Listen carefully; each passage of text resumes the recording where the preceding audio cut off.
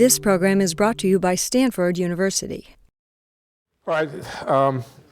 Somebody asked me some questions which I thought were good questions, so I asked them to write them down and list them. One, and I thought I would answer them in class because other people might be interested. One, does the apparent wavelength of the cosmic radiation depend on the motion of the observer? I.e., is there a Doppler effect? If so, doesn't that mean there is a preferred frame, the one in which the wavelength is the same in all directions, neglecting the small fluctuations? All right, so the question is, it's a good question, it's a right question, and the answer is yes to almost all parts of it, except where the author of the question realized that the answer must be no. All right, so there's a lot of matter around, and also photons all over the place. And the photons are isotropic. What does that mean? The typical energy of a photon coming from the left is more or less the same as, not more or less, is about the same as the typical energy of a photon coming from the right. The temperature of the photons is pretty well described by the average energy of the photons. And so if we're way, way out in outer space, intergalactic space, I'm not talking about the photons that come from the sun or from stars. I'm talking about the cosmic microwave background, that which is there when everything else is removed, so to speak. Those photons appear to be isotropic. They come at you from every direction with about the same energy, but then that means something a little puzzling, not too puzzling, but a little bit puzzling. If you are moving through this mess of stuff, including photons, mainly photons, and you are moving through it, let's say, to the right with a large velocity, large means comparable to the speed of light, or some fraction of the speed of light, then because of the Doppler effect, you would see the photons coming from this direction as having shorter wavelength, meaning somewhat bluer, than the photons coming from the other direction. Yes, somewhat bluer, meaning to say that you would have a bias in directions in the sky where in some directions you would see hotter photons, higher energy photons. In other directions you would see lower energy photons. Yes, this is true. That is really the way it works. We are moving through the microwave background, our planet, moving with the solar system rotation, with the galactic rotation, and with the motion of the galaxy and the clusters of galaxies. And in fact, when we look at the microwave temperature in different directions, it is not the same in all directions. One direction is preferred. I couldn't tell you which it is offhand. I don't remember. But it is got to do with known motions of the Earth.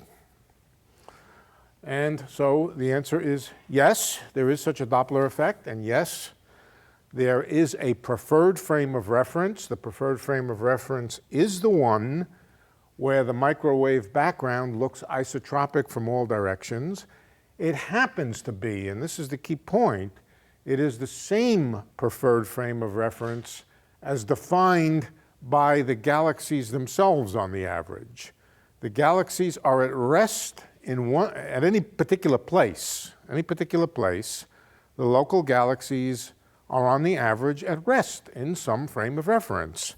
That's a preferred frame of reference, and it's the same preferred frame of reference that the cosmic microwave background is isotropic. So that's the answer to question number one. Yes, there is a special frame of reference. If not, that's even harder to understand. Yeah, fortunately, we don't have to get into that part of the question. Next question. Is there anything in relativity to limit the relative velocity, or can two coordinate points, let's just call them galaxies, can two galaxies have a relative velocity greater than c, greater than the speed of light? The answer is yes. If they're far enough apart, This is just the Hubble law, and the Hubble law holds on distances which are which may be arbitrarily large, we don't know for sure, but there's nothing wrong with extending the Hubble law out to distances such that velocity is equal to Hubble times distance. If space is as flat as it appears to be, and it does appear to be flat, then there's no obvious bound, certainly nothing within observation, no obvious bound on distances. If distance is big enough, then the velocity, the relative velocity of us relative to some distant galaxy will exceed the speed of light. Can't do anything about it, it's true. Einstein never said that that was impossible. Let's put it this way, what he would say was impossible is for one thing to pass another right in front of your nose at faster than the speed of light. It doesn't say anything about very distant things moving relative to each other with greater than the speed of light.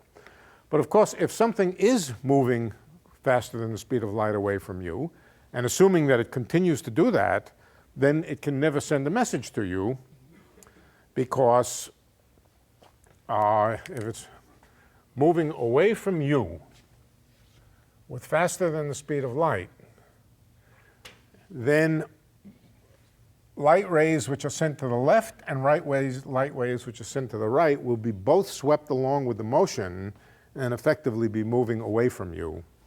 So there is no such cosmic limitation on whether distant things can be moving away from you. The place where they're moving with the speed of light relative to you is a horizon. Yeah. Wouldn't the light ray sent in the reverse direction, Back toward you? right? Yeah. Wouldn't that still be traveling at c towards you, but stretched in wavelength to where it is no longer light? It's actually moving away from you. Well, let's put it this way. Let's put it this way. Okay, the light ray is moving that way, but space is growing faster than the light ray can overcome. Okay? So there's a model for this which I like. It's a model which I invented in order to explain inflation, but let me explain what the model is. Imagine you have a line, and now you start stretching the line. The line is made up out of atoms. Okay? The line is made up out of atoms. And now you start stretching it. What happens? Eventually it'll break because the distance between the atoms will grow larger than the atomic forces can handle. But we also have, secretly, a source of extra atoms. And every time two atoms gets further apart than a certain distance, we put another one in. Everywhere that it happens, we keep filling it up with more and more atoms so that the line, continues to grow, constantly being resupplied with atoms. Okay, now it's not atoms really that we want to think about, but it's a good model for it. Then this line will grow, first of all, according to Hubble's law. It will also grow exponentially. The distance between any 2 points will grow exponentially. And there will be some distance beyond which two things will be receding with greater than the speed of light. But if you go to those places, you can ask, supposing here's where the velocity of separation gets to be about the speed of light. If you go to the left and you send a light beam, you can still certainly send a light beam this way, and you can send a light beam that way. The only problem is the atoms are filling in so fast that the distance between you and where the light ray has gotten to is growing faster than the light ray can overcome. Can I ask you a question? Yeah. Does the relativistic formula for the addition of velocities hold? Locally, at a point, yes. But In other words, if we have three observers, and they all pass each other, one after another after Well, it another. only holds in that, but it doesn't hold in the case of velocities exceeding the speed. Yeah, that's right. You have to go back to first principles again. Yeah, and there you have to use some more fancy geometric. If you have two photons that are radiated from a point, their separation velocity is 2c. Yes. So As seen by you. as seen, right? And you can't. Yeah, but you could send something out with 3/4 of the speed of light that way, and 3/4 of the speed of light the other way, and their relative separation to you will seem to be 1.5 times the speed of light, but to one of them looking at the other, it looks less than the speed of Well, you light. can't So really. this is different. And a photon itself doesn't have an inertial reference frame. Well, it's moving with the speed of light. Right. So the point is you can't answer questions like this just using ordinary special relativity. You have to use general relativity. And general relativity allows the metric of space to expand. When the metric of space is expanding, that's very much like this picture where molecules are filling in the gaps in between. For example, if this were an ordinary line of atoms, there would be a maximum velocity on it. What would that maximum, an ordinary maximum velocity? The speed of sound on the, or the speed of waves which vibrate on the string here.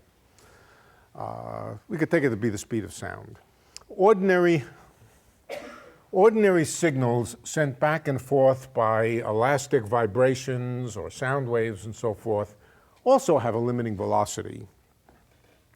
As long as you're not stretching the string and filling it in, then no signal other than a supersonic signal, no signal which is restricted to be moving slower than the speed of sound for some reason, I was going to say, no signal which is moving slower than the speed of sound can exceed the speed of sound. That's a true statement. But now, imagine this thing is being filled in the way that I described. What is the rule? The rule is that the sound waves relative to the local molecules can't exceed the speed of sound. That's going to be our rule, right? The sound waves themselves, propagating from one molecule to the next, move through this material with the speed of sound. And let's also suppose that nothing else can move faster. Nevertheless, if the string is big enough and long enough, distant parts of it will be moving away fast enough that they'll be moving away faster from you, just because more and more is filling in. It's filling in so fast, and so much of it is filling in, that a point sufficiently far away will be moving away in a way that sound cannot get back to this point. It tries to get back to that point. It moves in this direction, but by the time it's moved 1 meter in this direction, more than a meter's worth of new molecules have been inserted. All right, so general relativity, which allows space to behave in this way, does allow objects to exceed the speed of sound, or speed of light, excuse me, in this sense, but not relative to the local observers. So no observer over here can see a sound wave going past him with faster than the speed of sound. Are you saying that recession is a kind of drag? Is it a kind of drag? It is what it is. No. The stretching of the wavelengths due to the expansion, is that due solely to expansion, or is there another element to it? It's solely due to the expansion, but it's not distinct from the Doppler effect. It's the same effect. You can solely think of it, if you want a simple way to think about it, just think about it as being due to the expansion. So a wave on here, when the system expands, the wave expands with it. That's the simplest way to think about it. Is that statement you just made, is that theoretical, is that just an empirical statement, or is that Which is an empirical statement? That the wave stretches as the universe stretches? No, it's a theoretical statement based on the general theory of relativity combined with the theory of waves propagating in an expanding space. No, it is part of the mathematics of the general theory of relativity, of expanding space-time. If you write a wave equation in a geometry which is expanding, you will find the waves expand. So it's not is it an empirical fact? Well, yes, but not in the sense that we can actually expand space and see the wavelength expanding. It's an empirical fact, an astronomical fact, but it's also a deeply theoretical fact that would be very, very surprising if it were false. This idea is predicated on the idea that atoms fill in the blanks as a stretch. Is that what's really happening out in the cosmos? No, it's not atoms. Little bits of space, little bits of newly formed space. That's one way to think about it. The other way to think about it is just through the equations of general relativity, in which there is an expanding metric.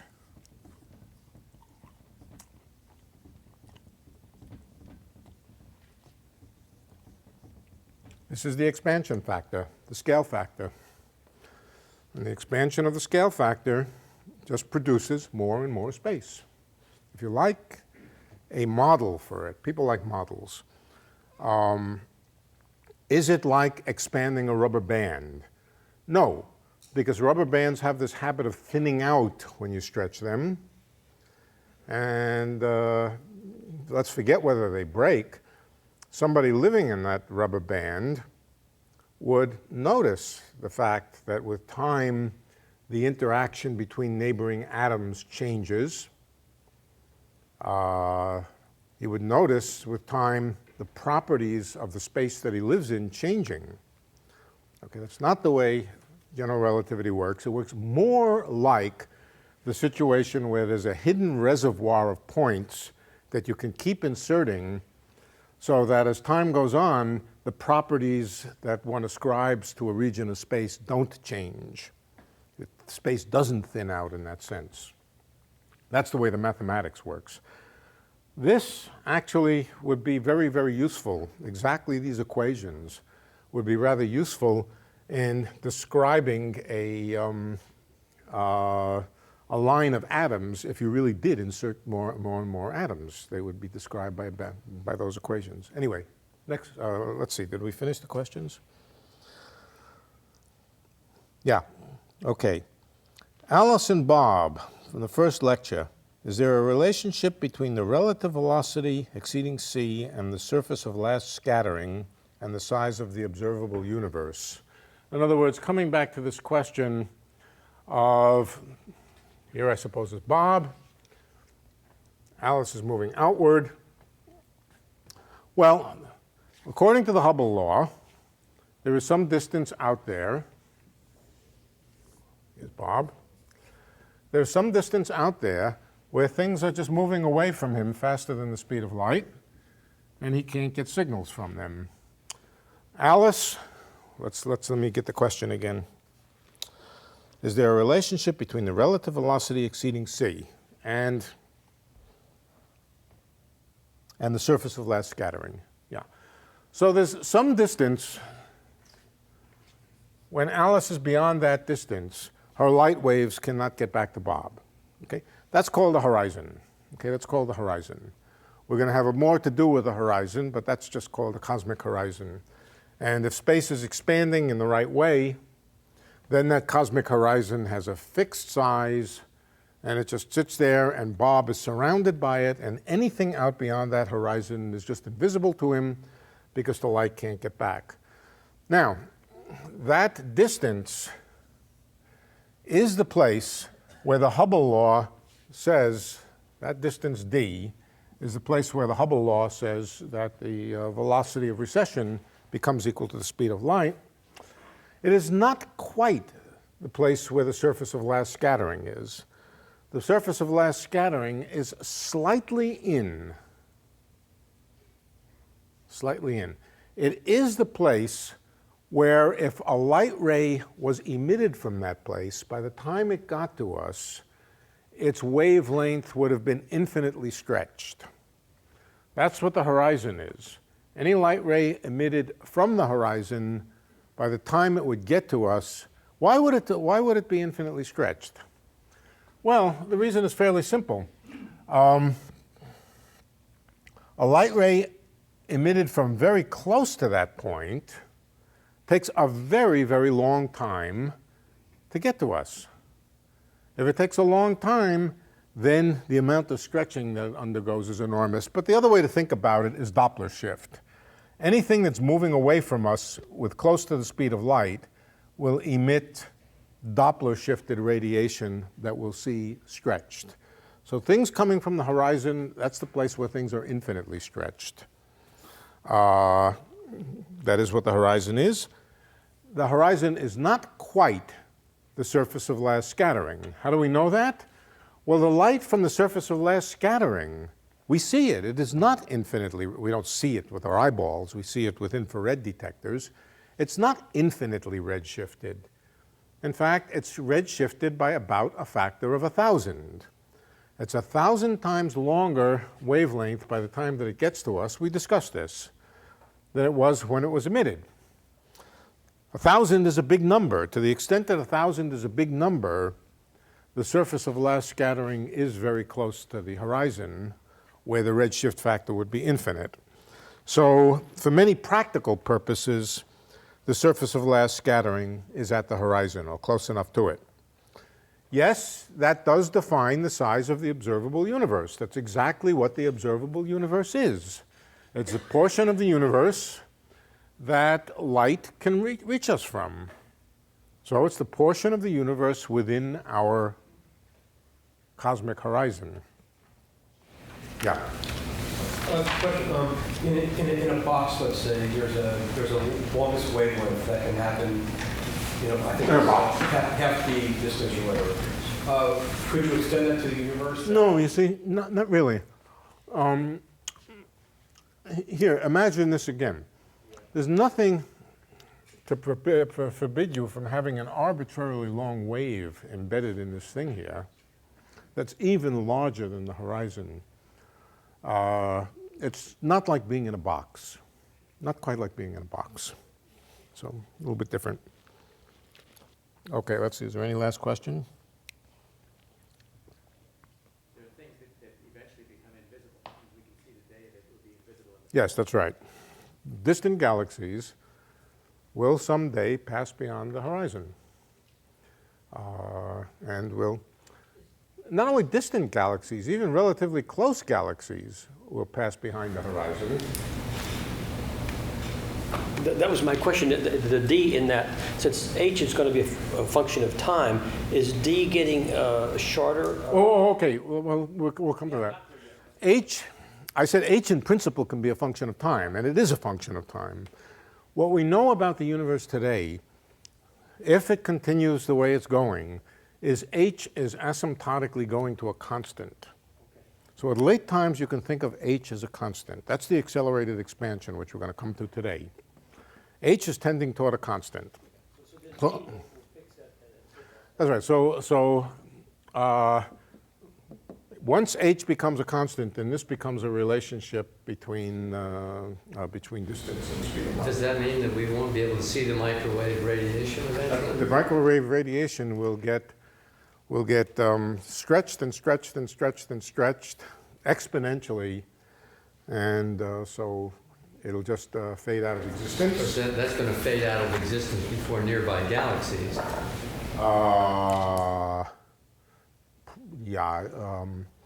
Well, a nearby galaxy will disappear. Will it fade out of? Depends on how good your detectors are, obviously. I would guess it will become undetectable before the galaxies. Right. Because the microwave. I'm not sure which goes first. The galaxy. Well, it would seem like the microwave radiation is coming from even more remote things than nearby galaxies. So if we're not going to be able to see them, we Oh, by the time the galaxies, I think that's right. Yeah, right. So everything will cool down, everything will disappear behind the horizon. only the things which are accidentally more or less gravitationally bound to us, the solar system won't fly apart, the galaxy won't fly apart, but the distant galaxies will all recede, and will eventually be left as a truly isolated island with nothing to tell us that those other galaxies are out there, except history books. All right, look, I wanted to get on to some more things about cosmology. Now, we're going to get just a little bit technical today, not too technical, but there are pieces which are essential. The name of this series of courses, at least in my own mind, are the theoretical minimum, the minimum number of things you need to know in order to really understand the next step. And the next step would mean following a serious cosmology argument. So I don't skimp on the essentials. When the essentials are hard, I do them in the simplest, cleanest, least technical, least mathematical way that I can, but I try to do them preserving the essentials. We're going to do that today. The other thing I don't like very much is lots of jargon. But sometimes it's useful to tell you about the jargon so that when you read about astrophysicists determining that W is equal to -1, you may want to know what W is. And in order to tell you what W is, I will have to tell you what the definition of W is. But there are 6 things which are all pretty much the same with different letters that describe them. So I've sort of, somebody will put this on the web, and it's got some definitions and so forth. All right, but enough excuses. Let's get down to it. What I want to talk about is the relationship between pressure and energy. No, let's go back a step. We're late. I'm going to start the class now. We're going to stay a little bit late today because I want to deal with some issues here. Let me just do a very brief review. So far, we have found 2 kinds of matter which can cause the universe to expand. One of them was radiation, and the other was just ordinary atoms sitting still, moving together with the galaxies. In fact, they are just the galaxies.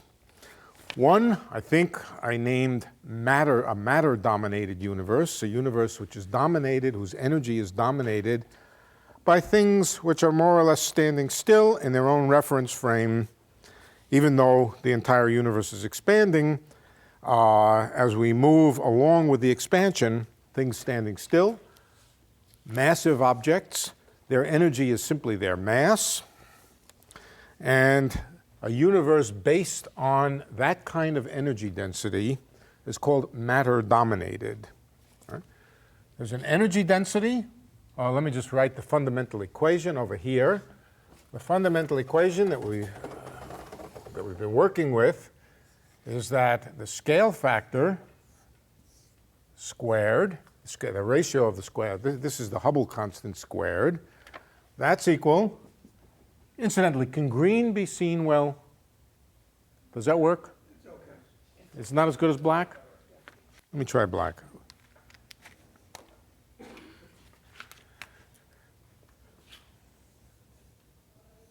The trouble is the black ones have always run out of ink.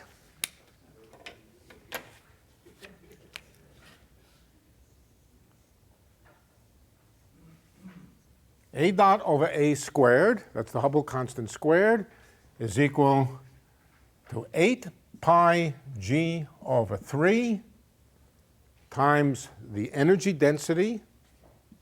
As always, the speed of light I'll set equal to 1. 8 pi g over 3 times the energy density. And that's our basic equation for how the universe expands. A is simply the scale factor, expands or contracts or whatever it does. All right, the energy on the right-hand side can come from various components. And in standard cosmology, what's called the standard model of cosmology, there are basically 3 components to the energy density on the right-hand side. The first is matter. Now, matter is by definition particles or objects. It could be black holes, it could be galaxies, but objects that are at rest moving, and at rest means moving with the overall expansion. That's called matter, such things. And a universe that is matter dominated, let's write down what it means. It first of all means that the energy density goes like some constant divided by the cube of the scale factor. The cube of the scale factor is just the volume, and if the number of particles within the volume stays fixed and the mass of each particle stays fixed, then the energy density is just the mass within that region. I guess I called it m at one point, the mass within the region, divided by the volume of a co-moving piece of space. And that's just a cubed. So this is matter dominated. And we solved the equation with that particular setup. And what did we find? We find that the scale factor grew like t to the 2/3. Next, we introduced another kind of energy density, radiation, made up out of photons. Because the energy of a photon decreases when a volume grows, imagine a box, imagine expanding the box, each photon's wavelength grows, its energy decreases, and so as A increases, this is, let's call this matter, Rho, let's call it radiation, energy density in radiation, instead of being 1 over A cubed, is some constant divided by A to the 4th power. It's the 4th power because each photon has an energy which decreases as A gets bigger as 1 power of A. This is the radiation dominant. If all there is radiation and no other kind of energy in the universe, then it's called radiation dominated. Of course, you can have both together. Then the equations get more complicated, but in that circumstance, A grows like t to the 1/2. Now, the smaller A is, the bigger the radiation component is relative to the matter component. The smaller A, when A is very small, this is bigger than this. So that means in the very early universe, the universe was radiation dominated. After a time, the individual photons lost their potency because they expanded, and the universe became matter dominated. And so it made a kind of transition, not a sudden transition, a smooth transition, from an expansion like square root of t to an expansion that was t to the 2/3. This is a little bit faster expansion than this. And that happened after about 10,000 years, pretty early, at least according to the parameters as we now know them. We actually can't see back to that point, but we can infer it by a variety of arguments. All right, there is a third component of energy that's important in the universe. Of course, there's zillions of components, right? But the important, dynamically important components that really govern the way the universe behaves on a large scale is what I'll call Rho Naught, and that's vacuum energy, dark energy, cosmological constant, all the same thing, and we're going to come to that tonight. What I will tell you about it is it doesn't depend on A at all. It's energy that's there in the vacuum. Think again about this growing chain of atoms. Waves along here, sound waves, would get less and less energy as they got longer and longer wavelength. So they, in fact, the energy density would decrease with time from a sound wave. Let's suppose that there were embedded in this string a set of impurities. These impurities, we do not have a source of new impurities. We don't have in our pocket a source of these new impurities. Let's give those impurities names. Let's call them hydrogen. Okay? They're hydrogen, or we could call them galaxies, or just ordinary stuff. Right? What happens as more and more points fill in here, points of space fill in, the atoms get further and further apart, and so again, the energy density decreases. But there is also just the energy density. I shouldn't have called them atoms. I wanted to reserve atoms for the little rubber molecules that were in here, that we're adding into it. These are galaxies. Galaxies, galaxies. The galaxies get thinned out by expansion, and so their energy decreases. That's why it decreases here. The sound waves, the number of waves that can fit in, the wavelengths get longer and longer. The sound waves get less and less potent, less and less energetic. So radiation, which is the analog of the sound waves, also the energy density decreases as A gets bigger and bigger. But we can just imagine that there's some kind of energy associated with the material that the string is made up out of. It doesn't change with time. It doesn't dilute. It doesn't dilute because every time it tries to dilute, we put another atom in there. The atoms themselves, the rubber atoms, let's call them rubber atoms. Make believe the string is made of rubber. Every time the distance between rubber molecules increases, we throw another rubber molecule in there. So what happens to this component of the energy, the component that is associated with the rubber molecules that we put in? That does not go away as the universe gets bigger and bigger. It stays constant. What's going on locally within that rubber string never changes with time.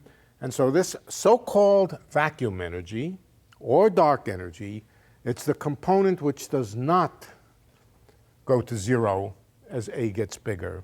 It's just a constant. In fact, you can think of it as a constant of nature. It's a number. It's there. It's there in the vacuum. It's peculiar. You may find it odd. I'm just going to write Rho Naught equals Rho Naught. It doesn't change. Those are the three components of energy which are important in the evolution of the universe. We're going to talk about them individually now. Now, with each component of energy, these are the energy densities, of course. These are the energies per unit volume. With each component of energy, there is also a pressure that's associated with it. Let me begin. I want to describe how energy is connected with pressure. Pressure is important in cosmology. So let's talk about the relationship between pressure and energy density. Particularly, let's start with radiation. Let's start with radiation. I'm going to start with a one-dimensional box. A one-dimensional box is just a line segment. Let's imagine that it's actually a finite line segment. For the time being, it's not growing, but it contains photons going back and forth, and the photons move with the speed of light. Every photon has an energy, and when the photons bounce off, let's assume that they bounce off the walls of the box. The walls of the box are just the ends of the interval. What happens when a photon bounces off the end of the, when it bounces off the interval? It creates a pressure. It creates a pressure. It creates radiation pressure. Light bouncing back and forth between mirrors exerts a pressure on the mirrors.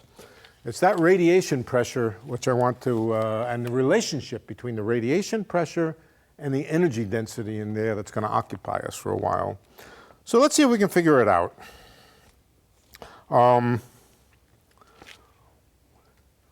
The formula, what we're interested in now is the force on the wall of the box, the average, the time averaged force on the wall of the box due to the photon bouncing back and forth. For the moment, just one photon.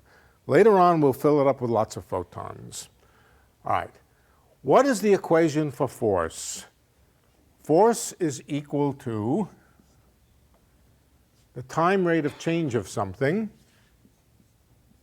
What is it the time rate of change of? Momentum, p. Why does the momentum of a photon change?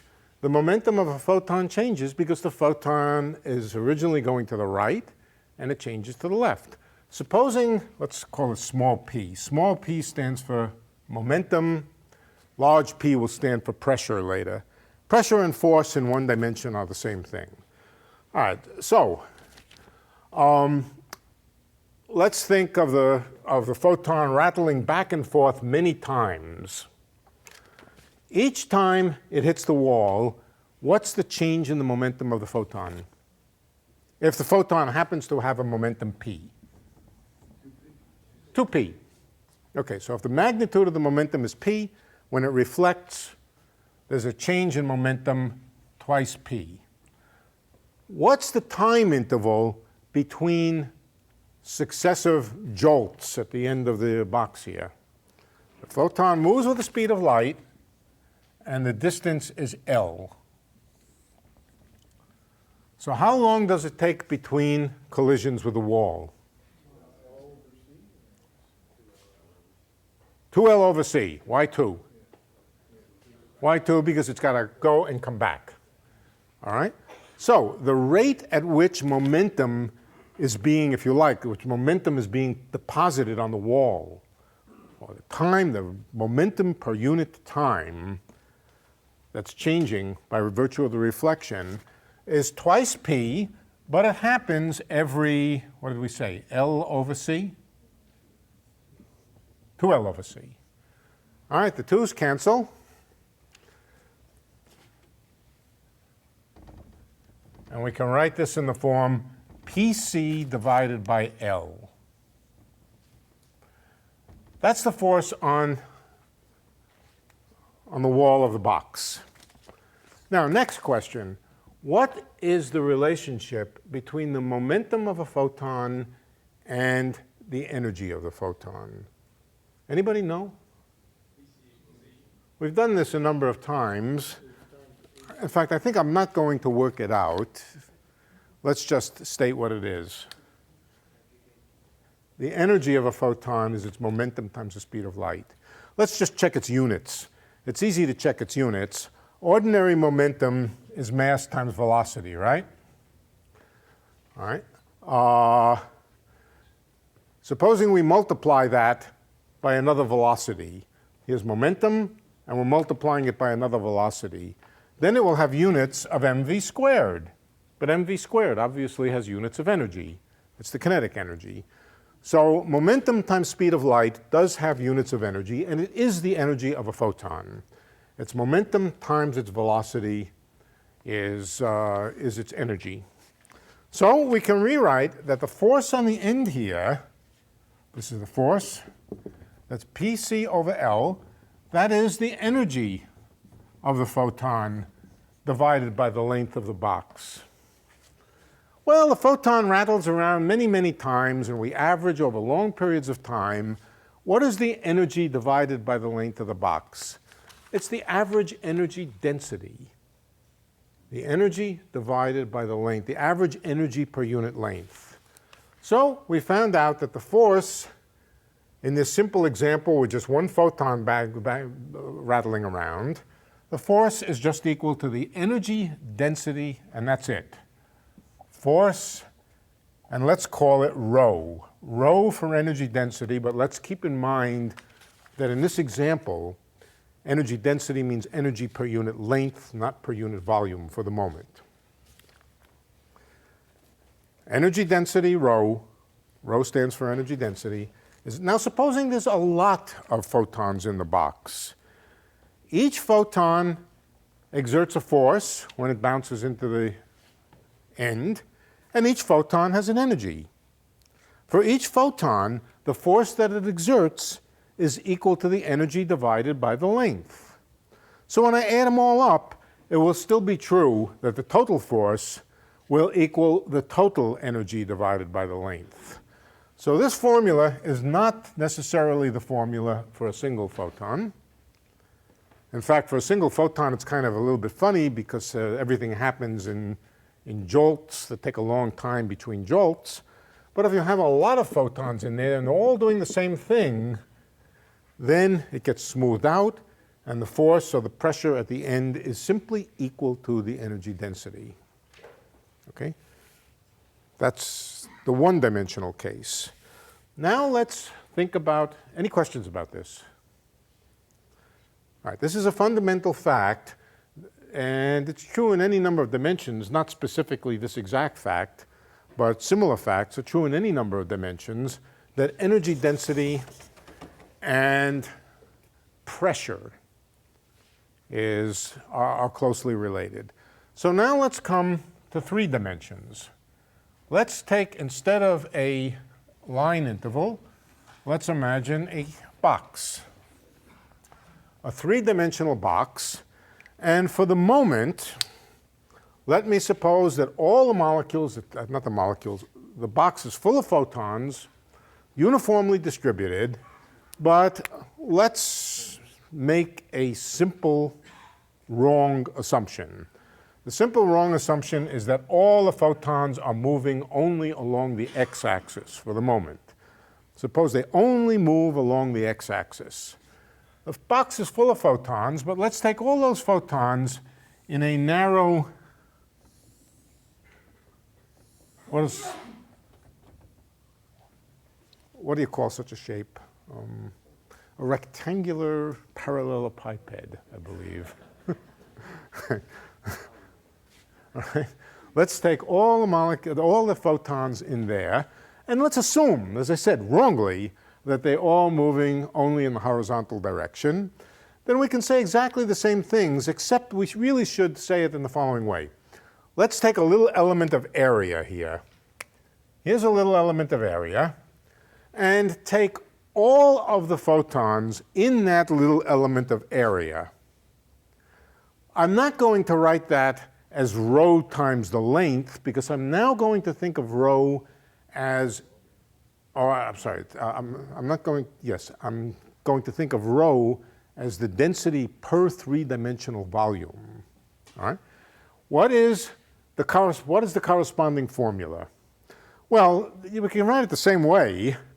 The force is equal, it is in fact equal, to the energy in that rectangular hyperbola divided by the length. That hasn't changed. But now I want to divide both sides of this. Oh, sorry, that's divided by the length. Now I want to divide both sides of this by the little element of area. So let's divide it by the little element of area there. A stands for a small area now. And now, what's the length times the area? That's the volume in this region here. What's the force divided by the area? That's the pressure. That's the definition of pressure, force per unit area. So we come to pressure, not momentum now. I think I used small p for momentum, yeah. Pressure is equal, again, to energy divided by volume, which is again rho, but now this doesn't mean energy per unit length, it means energy per unit volume. Now what's wrong with this? This is a funny setup here. I have pressure on the ends of the box here, but if there are no particles going vertically, bouncing off the roof and the floor, there will be no pressure on the roof and the floor. We know from experience that a nice thermalized distribution of molecules or photons or whatever they are will exert equal pressures in all directions. So let's imagine now, here's an oversimplification, but it's closer to the truth. Let's suppose that there are photons which move along the x-axis, photons which move along the y-axis, and photons which move along the z-axis. This, of course, is still an oversimplification. The typical photon will be moving at some oblique direction, which is neither x, y, or z. But let's just take this simple case here, where there are equal density of photons moving vertically, horizontally, and in and out. Same density of photons. Then what will the right equation be? Well, only those photons which are moving horizontally will contribute to the pressure on this wall. Only those moving vertically will contribute to the pressure on the ceiling. Only those moving in and out will contribute to the pressure on the front wall. So what's the right formula? The right formula is the pressure is equal to the energy density divided by 3. 1/3 of the photons are moving this way. They all have energy. All of them have energy, but only 1/3 of them contribute to each component of the pressure. So the formula would be, in this oversimplified setup, rho divided by 3. Now, is this, the setup was oversimplified. The answer is correct. The answer is correct. The answer is correct no matter what directions the photons are moving in, as long as they're all scrambled up enough. The right answer, of course, is a given photon is moving in some random direction, but it has an x component of momentum, a y component of momentum, and a z component of momentum. The total energy is whatever the total energy is, but it works exactly as if 1/3 the photons were moving this way, 1/3 the photons were moving this way, and 1/3 the photons were moving the other way. So this is a correct relationship. I don't want to do it in detail. It is a correct relationship. Really, it's just that on the average, 1/3 of the energy is going into motion in this direction, 1/3 is going into this direction, and so forth. All right, so P equals rho over 3. Let's write that down over here. Pressure for the radiation-dominated world is energy density, radiation, divided by 3. What about the matter-dominated world? The matter-dominated world is a world in which atoms are there, or galaxies, objects are there, but relative to the box, if you want to imagine what the box is a certain region of space that's moving along with the flow. The atoms are not moving, or whatever is making up the material is not moving relative to the walls of the box. They're frozen, they're stuck. Do they have energy density? Sure. Each one has a mass. Multiply the mass by mc squared. No, don't multiply the mass by mc squared. Multiply the mass by c squared, and you will find the energy of each one. But what about the pressure? Is it exerting any pressure on the walls of the box? No, because they're not banging into the walls of the box. They're standing still. They don't exert any force on the walls of the box. So this limit of very slowly moving particles moving with the flow corresponds to pressure equals 0. Are there other possibilities? Sure. We could heat up this material so that the molecules were moving more, or so that the galaxies were moving more. Then we would have some pressure. And we could get sort of halfway in between. We could have a parameter, the temperature of what's going on in here. When the molecules are cold, hydrogen is cold, or the galaxies are cold. What does cold mean? Cold doesn't mean that the stars are cold. It means that they're not moving relative to the ambient background. Cold molecules don't exert pressure. Fast molecules exert pressure. Speed of light sort of is a limiting case. The pressure is fairly large, yeah. In the case of expanding universe, right, aren't Yeah. the particles actually moving apart? Yes, they are, but take a small enough box. Take a small box so that we don't have to worry about the growth of it, and examine this for an infinitesimal box. For an infinitesimal box, this will work. Okay, so here we have P equals rho over 3, radiation over 3. Here we have P equals 0. And I'm going to write a more general equation. I'm going to write the equation that the pressure, this doesn't, not associated with this third line yet. Let's erase the third line. We don't know about the third line yet. Not erase it, just put it down here. Rho naught. Let me write a general equation. It's an equation which covers a lot of different assumptions. It is the pressure is proportional to the energy density, rho, whatever the energy density is, times a numerical factor, W. What is W for the cold gas? 0. W equals 0. What is W over here? A third.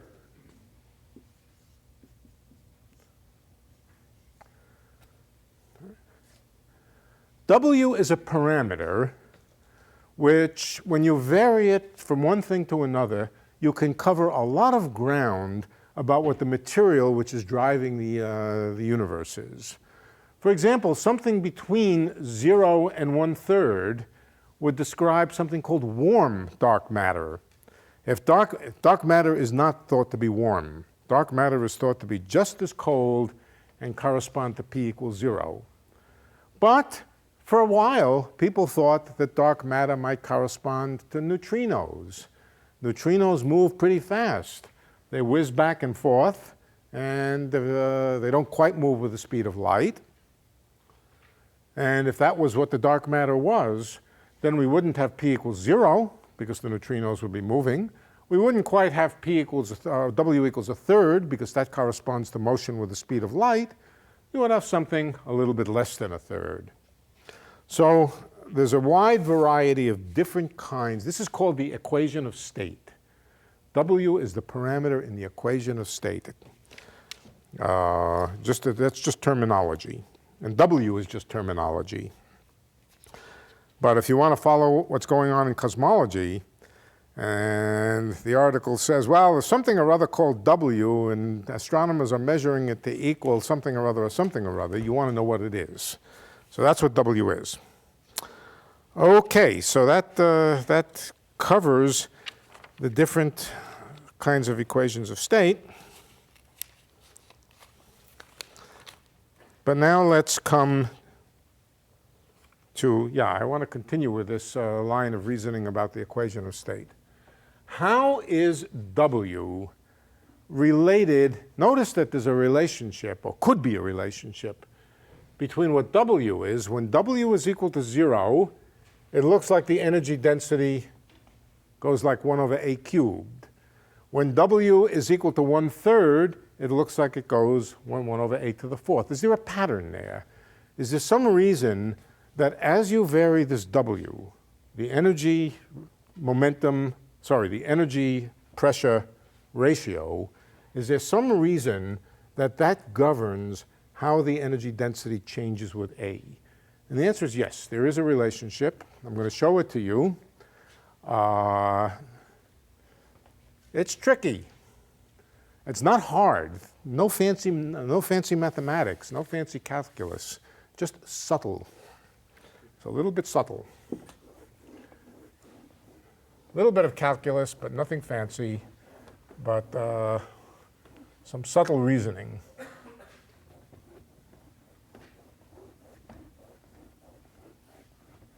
It's called thermodynamics, and thermodynamics is always hard. Not because it's mathematically hard. This is very easy thermodynamics, but nevertheless, a little bit hard. Let's take a box. This box does not have to be a cube. It could be any shape, whatever. All right, and expand the box a little bit. We could expand the box by moving one wall out a little bit. We could move all 3 walls out a little bit. But what we're doing is just increasing the volume of the box. There's molecules on the inside. Molecules or photons or whatever. There may or may not be, and typically there will be, pressure on the walls of the box. Pressure on the walls of the box. when we move the walls of the box, we do some work on the walls. The pressure on the inside pushes against the wall and does some work. How much work does it do? Let's see if we can figure out how much work it does. Supposing this wall moves by a little distance called dx. Only the x wall moves a little bit. We move the x wall a little bit. How much work is done on the x wall by moving it a little distance dx? Force times dx. That's the work done. What's the force? Pressure times area. So the work done on the walls of the box is the pressure times dx times the area of the wall. What is dx times A? That's the change in the volume of the box. So it's pressure times the change in the volume of the box. You would get the same thing if you moved the vertical dimension a little bit, or the in-out direction a little bit. In fact, you would get the same thing if you changed all the directions simultaneously. The work done is the pressure times the change in the volume. Now, where does that work come from? Energy conservation tells you what is that work? That work is the increase in the energy of the walls of the box. Where did it come from? It got robbed, or the internal energy in the gas, whether it be photons or whatever it is, got robbed of a little bit of energy, and that energy went into work. The energy in the box decreased. That is why the temperature of a box goes down when you increase the size of the box. The internal energy decreases. So we can write the decrease in the energy of the box is PdV. Why the minus sign? Because the energy of the box goes down a little bit. All right. This is a very general fact about gases of all kinds, that the change in the internal energy, when you just shift the walls a little bit, is just PdV. This could be a spherical box. Let's take it, it could be a spherical box, it could be a cubical box, it doesn't matter. And we might also write that, well, later on, let's do it now. No, let's leave it this way for a moment. Later on, we're going to write that the volume of the box is A cubed, A being the scale factor. Later on, we'll think of this as a box, one scale factor on a side. But for the time being, it's just that. Now, what is the energy in the box? The energy in the box is the energy density times the volume, right? E is energy density times volume. So what is the change in energy? If energy is rho times V, and we don't know offhand, rho may change a little bit. We know that the energy is going to change. It may change because rho changes, or it may change because the volume of the box, or maybe both. So we should write that the change in the energy of the box is equal to rho dV plus V d rho. That's just the change in a product when you change each term, each factor a little bit. Just elementary calculus. dE equals rho dV plus V d rho. Okay. And that's equal to minus P dV. Let's take everything with a dV, with a d volume, and put it on the right-hand side. Then we get volume times dP is equal to minus P plus rho times dV. V d rho, sorry, V d rho.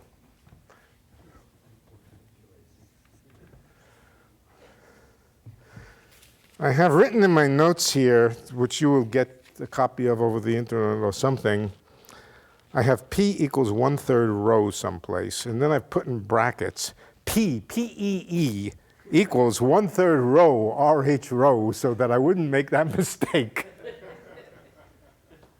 Right. Rho and P are not the same thing. V d rho equals that. Right. There's an equation. Now, let's remember now that for a lot of interesting situations, where is it? That P is related to the energy density by a numerical number W, which happens to be 1/3 for photons, happens to be 0 for cold, motionless matter, and it could be other things. So let's plug that in. Let's plug that in.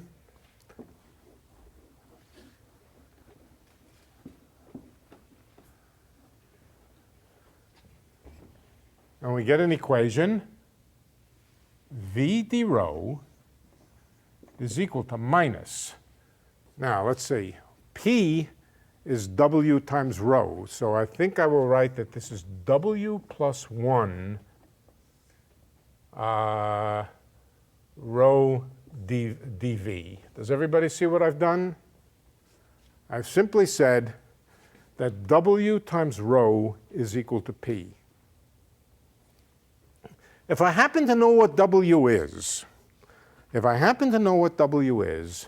then this equation can be nicely solved. I'll show you the solution. The solution we write, I'm going to do a little bit of differential equations here. We can write d rho over rho is equal to minus W plus 1. W now is a number. W is a number. dV divided by V. I've divided by V and I've divided by rho. All right, for those who know enough calculus, what is d rho over rho? It's the differential change in log of rho. So this is the change in log of rho minus W plus 1. What's dV over V? D of log V. This is not very hard to solve. It says that log of rho is equal, equals minus W plus 1 log of V.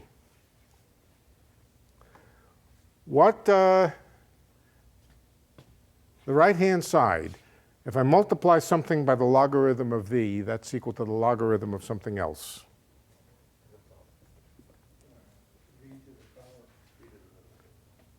Logarithm of V to what power? Minus W plus 1. Minus W plus 1. All right? In other words, 1 over V to the W plus 1.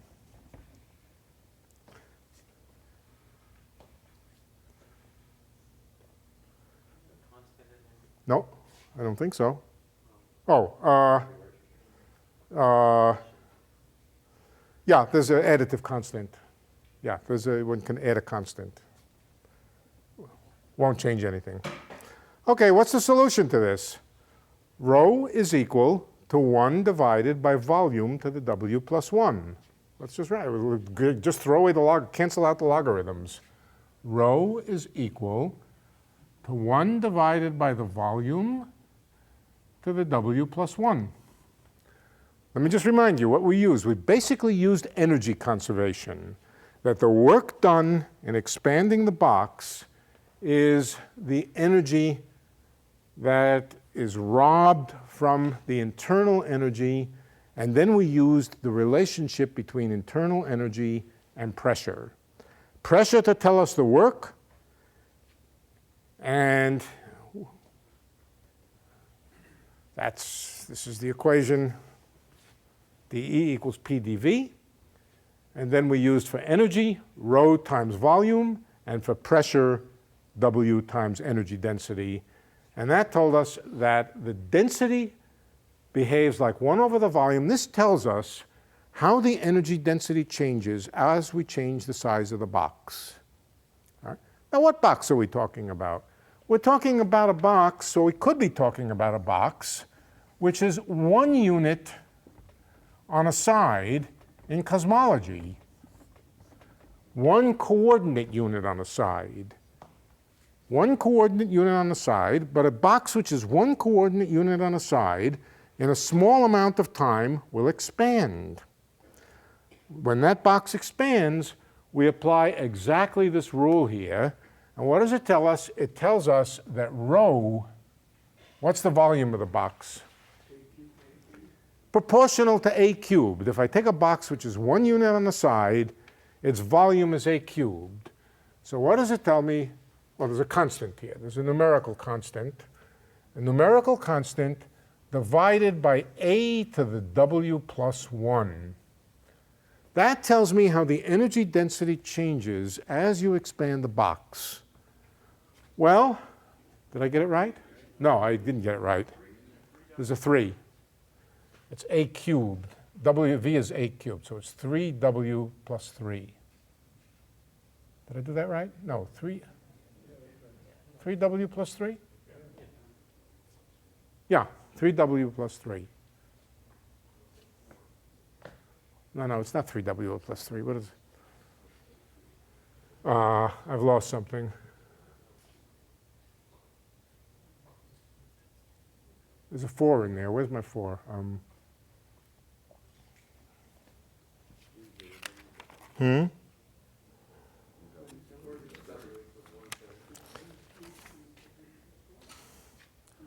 3 times 1 plus w. That seems right. 3 times 1 plus w? Yeah, that's right. 3 times 1 plus w. OK, let's try it out. Here's w equals 0. That's matter, cold matter. W equals 0, c divided by a cubed. W is equal to 0. 1 plus w is 1. C divided by a cubed. That's exactly this formula here. So we've done a very, very fancy argument just to tell us that if we have a bunch of unmoving particles which exert no pressure, that the energy density decreases like 1 over a cubed. Duh. OK, let's try it for radiation. For radiation, W is equal to 1/3. This is 1 plus 1/3 is 4/3, divided by 3 is 4. That's a little less duh, a over 4. Okay. So for radiation, it's a over 4. But now you have the tools to decide exactly how rho behaves given any equation of state. An equation of state means a value of W. So you could have other kinds of material, other kinds of warm gas, cold gas, other kinds of mixtures of gases, whatever, for which W might be some other number. If so, you simply plug into this formula, and this will tell you how rho changes with A. What good does that do you? Well, you couple it up again with the FRW equation of motion. Where is it? We've erased it. I think we don't need this anymore. This was the final conclusion. And it's the reason, this tells you why W is an interesting quantity in cosmology. It tells you how the energy density changes as the universe expands.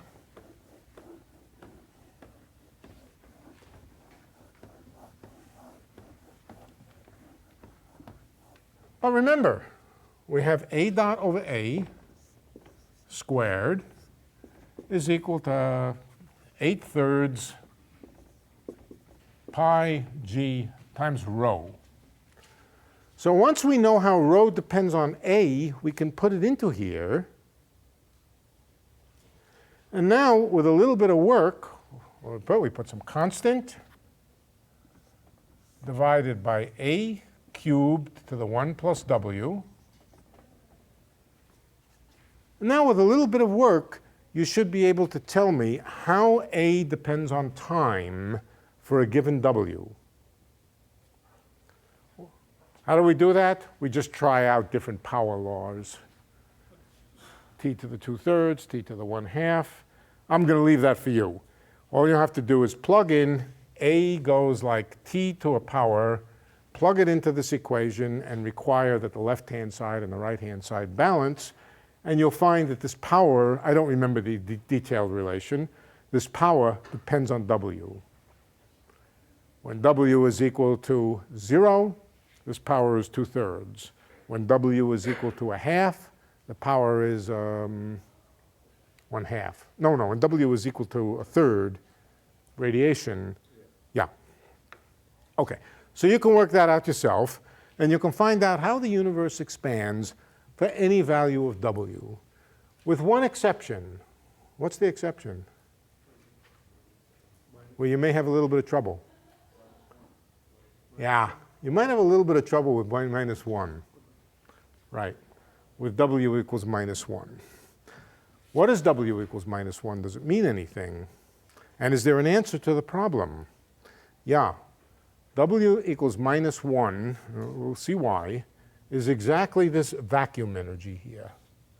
The vacuum energy which doesn't grow or shrink or do anything. W equals -1 just means, if you look at it, W equals -1, that's a to the 0 power, right? If W equals -1, that says that the energy density doesn't depend on A at all. 1 plus W in that case would be 0, and we would just have C divided by A to the 0, and A to the 0 is just doesn't depend on A. All right? So W equals -1 is exactly this situation where rho is constant, where rho simply doesn't change when you expand the universe. It's the situation where the energy doesn't dilute. It's as if you keep putting in new things as the universe expands to make up for the increased distance between things. Is it an interesting situation? Yes, it is a very interesting situation. It corresponds to Einstein's cosmological constant. It corresponds to what's called dark energy or vacuum energy. So it's worth our while to spend a little bit of time working out what happens when W is equal to 0. No, when W is equal to -1. Incidentally, W equals -1, you might say, wait, that's weird. That means that the pressure is minus the energy density. Well, the energy density is positive. This is not the energy density being negative. The pressure is negative. Is pressure being negative weird? How weird is pressure being negative?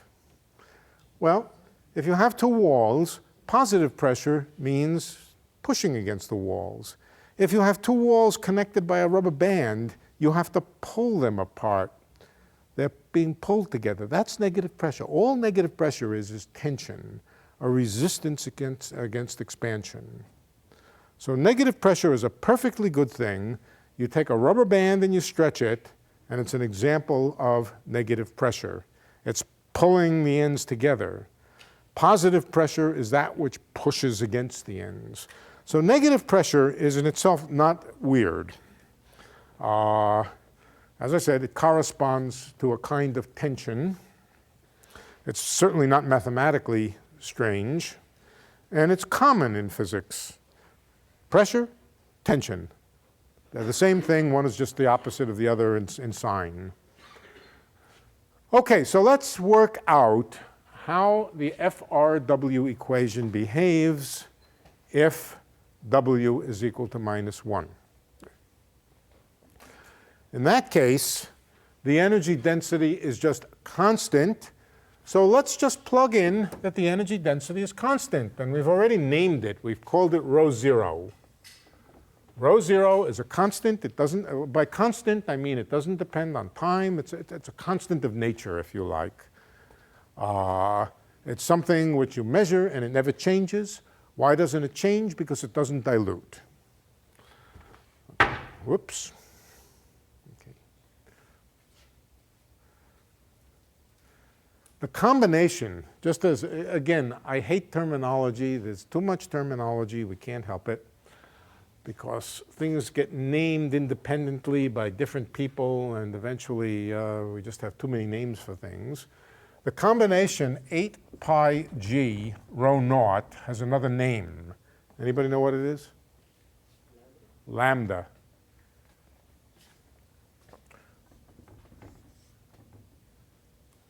Rho naught is called vacuum energy.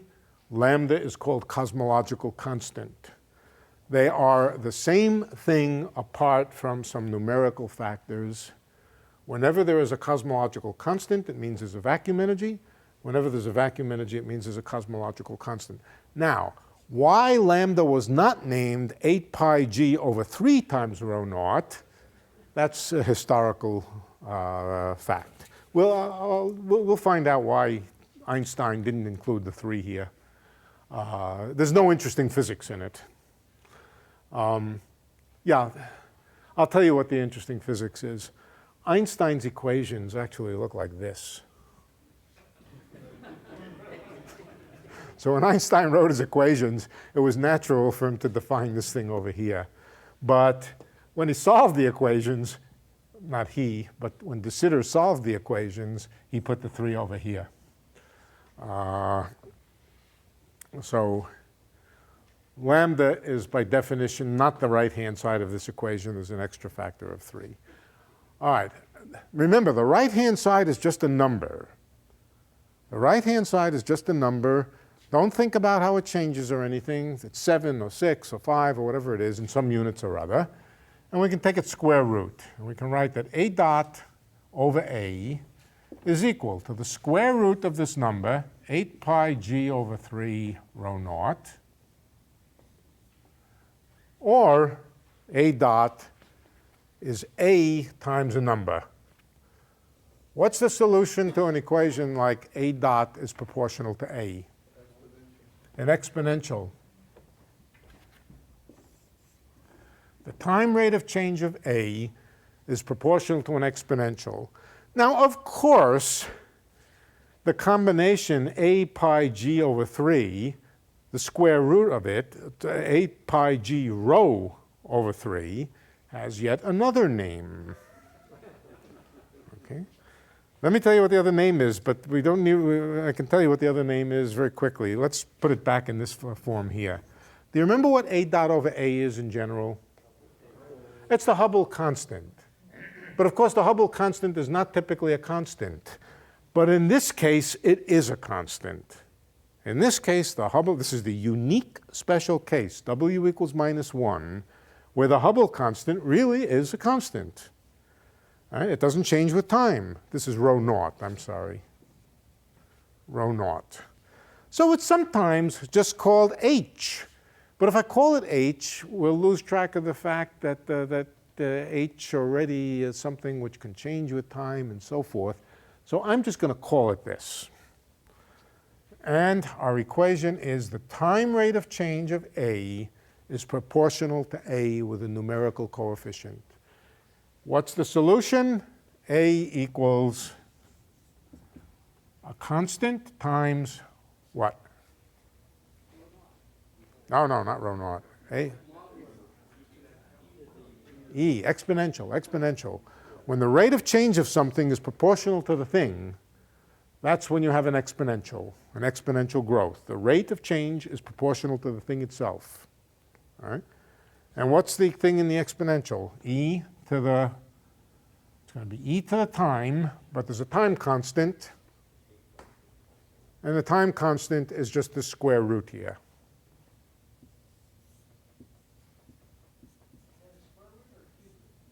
Square root. A dot over a squared. Came from the square there. Not a cube root. What's that? Rho naught. Oops. Just rho naught. Inside the square root. All right. Let me write it over so it's clear. E to the square root of 8 pi g rho naught divided by 3, all of which is a number, times t.